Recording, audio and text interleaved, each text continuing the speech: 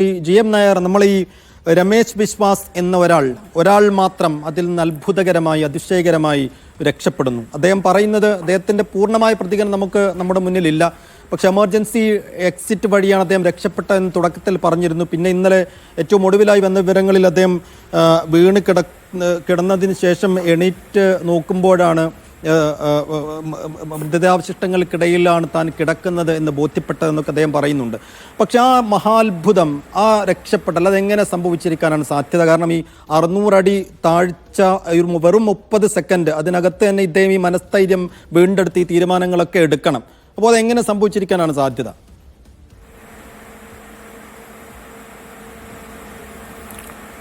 ഇതിൻ്റെ ടെക്നിക്കൽ സൈഡൊക്കെ mister Marxist വളരെ വിശദമായി പറഞ്ഞു കഴിഞ്ഞു. ഇവിടെ ഈ അത്ഭുതം സംഭവിക്കുക, പലപ്പോഴും പലതിലും പല രീതിയിലുള്ള അത്ഭുതങ്ങൾ സംഭവിക്കും.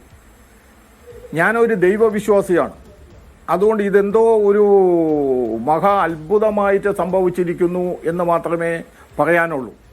ഒരു വിമാനം പറന്നുയർന്ന് 600 അടിയോളം എത്തുമ്പോൾ അത് താഴേക്ക് പതിക്കുന്നു. ആ പതിക്കുന്ന സമയത്ത് എവിടെ ഇടിക്കുന്നു? അദ്ദേഹം ഇരുന്നത് എമർജൻസി എക്സിസ്റ്റിൻ്റെ ഭാഗത്താണ്. എമർജൻസി എക്സിസ്റ്റ് ഓട്ടോമാറ്റിക്കായി തുറന്നിരിക്കണം. അവിടെ നിന്ന് അദ്ദേഹം തൂക്കി എറിഞ്ഞിരിക്കണം പുറത്തേക്ക്. അത് ഇമ്പാക്റ്റ് കൊണ്ട് തെറിച്ചു പോയതാണ്.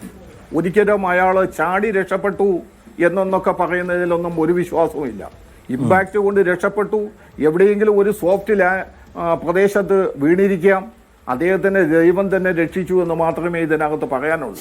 അതൊരു അത്ഭുതമാണെന്ന് മാത്രം നമ്മൾ കണക്കാക്കിയാൽ മതി. പല അത്ഭുതങ്ങളും ലോകത്ത് ഇതുപോലെ സംഭവിക്കുന്നുണ്ട്. അല്ലാതെ ശ്രീ മുഹമ്മദ് ഷെരീഫ്, അവസാനമായി രണ്ട് എഞ്ചിനുകളും ഒരുമിച്ച് ഷട്ട് ഡൗൺ ആയി പോകുന്നത് ഞാനൊന്ന് ഷെരീഫിലേക്ക് പോകുന്നു. ശ്രീ ഷെരീഫ്, ഈ 2 എഞ്ചിനുകളും ഒരുമിച്ച് ഷട്ട് ഡൗൺ ആയി പോകുന്ന ഒരു അപൂർവതയാണോ? താങ്കളുടെ അനുഭവത്തിൽ അങ്ങനെ ഏതെങ്കിലും അപകടങ്ങൾ മറ്റിടവേടെങ്കിലും സംഭവിച്ചിട്ടുണ്ടോ? അങ്ങനെ 2 എഞ്ചിനുകളും ഒരേ സമയം ഷട്ട് ഡൗൺ ആയിപ്പോയാൽ ഒരു പൈലറ്റിന് പിന്നീട് എന്ത് ചെയ്യാനുണ്ട്? 2 എഞ്ചിന് ഒരുമിച്ച് പോയാൽ ഞാൻ പറഞ്ഞില്ലേ, ഈ very close to the ground ഒന്നും ചെയ്യാൻ കഴിയില്ല. ഒന്നും ഒരു ഇത് മേടെ പറയാൻ പോലും അവർക്ക് സമയം കിട്ടിക്കാണില്ല. അപ്പോ എല്ലാവരും പരിഭ്രാന്തിയും പാനിക്കാവും. പിന്നെ വെരി ഷോർട്ട് ഓഫ് ടൈം, എത്ര 30 സെക്കൻഡ്സ് അല്ലേ ഈ 600 പെർ മിനിറ്റ് 2000-3000 ക്ലൈംബ് ചെയ്യും ഈ എയർക്രാഫ്റ്റ് ഒക്കെ. അപ്പൊ ഇത് ഒരു 600 എന്ന് പറയുമ്പോൾ ഒരു 30 മാക്സിമം 30-35 സെക്കൻഡ്സ്. ആ സമയത്ത് ഒന്നും നോബഡി കൺ ഡു എനിത്തിങ്. അത് ആലോചിക്കാനുള്ള ടൈം പോലും ഇല്ല. അത്രയും സ്പീഡും ഉണ്ടാവും. പിന്നെ ഇത് കീപ്പ് ഓൺ കമ്മിങ് ഡൗൺ. ഈ ഇദ്ദേഹം പറഞ്ഞ മട്ടില് ഫ്ലാപ്സും റിട്രാക്ട് ചെയ്ത് അതിനുള്ള ഒരു ടൈമേ ഉണ്ടായിട്ടുള്ളൂ. ഒന്നും ആലോചിക്കാനില്ല. ഇത് ഫ്ലെയിം ആയ തന്നെ, ഈ ഒരു എഞ്ചിൻ ഫ്ലെയിമായി മറ്റേത് ഷട്ട് ഡൗൺ ആയി. അതാ ആയിരിക്കും ഇത്. പെട്ടെന്നൊന്നും ആലോചിക്കാനുള്ള ഈ ക്ലൈംബ് ടേക്ക് ഓഫിലും ലാൻഡിങ്ങിലും വരുമ്പോൾ ക്ലോസ് ടു ദ ഗ്രൗണ്ട് ഒന്നും ചെയ്യാൻ പറ്റത്തില്ല. ഒന്നാമത് ഹൈ സ്പീഡ് ഉണ്ടാവും ഈ ലാൻഡിങ്ങിന് വരുമ്പം. ഈ ടേക്ക് ഓഫിനാകുമ്പോൾ അങ്ങനെ ഈ നമ്മുടെ നാവിഗേഷനായി ഒരു 500 ഫീറ്റിൽ ഞാൻ പറഞ്ഞല്ലോ, ഇതൊക്കെ ബിസി ആയിരിക്കും പൈലറ്റ്സ് ഒക്കെ. റിട്രാക്ട് ചെയ്യലും പിന്നെ ഈ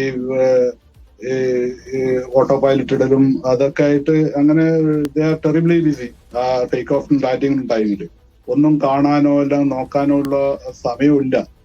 പിന്നെ ഒരു ലെവലിൽ ഒരു 10,000 ഇപ്പോ ATC പറയും ക്ലൈംബ് ആൻഡ് മെയിൻറ്റെയിൻ 10,000 ഫീറ്റ്. അപ്പൊ 10,000 റീച്ച് അതിന് വി വിൽ റിക്വസ്റ്റ് ടു 15,000 20,000 അങ്ങനെ. അപ്പൊ അവര് ക്ലിയർ ചെയ്താ പോവാ. അതല്ലെങ്കിൽ 10,000 യു ക്ലൈംബ് ആൻഡ് മെയിൻറ്റെയിൻ 10,000. അല്ലെങ്കിൽ വേറെ എയർക്രാഫ്റ്റ് വരുന്നുണ്ടാവും ആ റൂട്ടില്. You cannot climb as you like.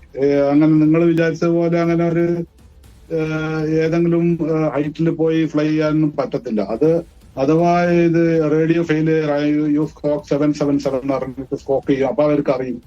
അങ്ങനെയൊക്കെയാണ് ഇതിന്റെ ഈ നിയമങ്ങൾ as per all over world. ഇത് ഇവിടെ നിന്നും മാത്രമല്ല, നമ്മുടെ ഇന്ത്യയിലോ US-ലോ മാത്രമല്ല. ഇത് ഈ 787 എന്തായാലും നല്ല സ്റ്റെബിലിറ്റിയുള്ള എയർക്രാഫ്റ്റ് ആണ്, വെൽ മെയിൻറ്റൈൻഡ് ആണ്. അല്ലെങ്കിൽ ഈ ലോങ് ട്രിപ്പിലൊന്നും ഇങ്ങനെയുള്ള എക്സ്പീരിയൻസ് പൈലറ്റ് ആയിരിക്കും.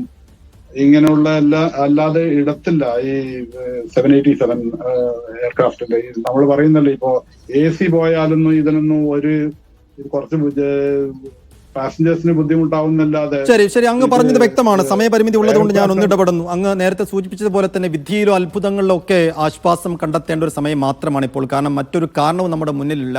2 എഞ്ചിനും ഒരുമിച്ച് ഫെയിലിയർ ആയി കഴിഞ്ഞാൽ പിന്നെ ഒന്നും ആ പൈലറ്റിന് ചെയ്യാനില്ല എന്നാണ് അങ്ങ് സൂചിപ്പിക്കുന്നതും. അത് തന്നെയായിരിക്കും ഈ പൈലറ്റിന് മുന്നിലും സംഭവിച്ചിട്ടുണ്ടാവുക. പക്ഷെ അതെങ്ങനെ ഫെയിലിയർ ആയി, രണ്ടും ഒരേ സമയം എങ്ങനെ ഷട്ട് ഡൗൺ ആയി എന്നതിൻ്റെ കാരണങ്ങളാണ് തേടുന്നത്. പക്ഷേ ഇപ്പോഴും നമുക്ക് ആ ബ്ലാക്ക് ബോക്സ് കണ്ടെത്താനായിട്ടുള്ളത് കൊണ്ട് തന്നെ എന്താണ് സംഭവിച്ചത് എന്നതിൻ്റെ കാരണമറിയൽ ഇപ്പോഴും നമുക്ക് അകലെയാണ്. നന്ദി ശ്രീ GM നായർ, ഒപ്പം മുഹമ്മദ് ഷരീഫ്, OB മാക്സിസ് പ്രതികരിച്ചതിന്.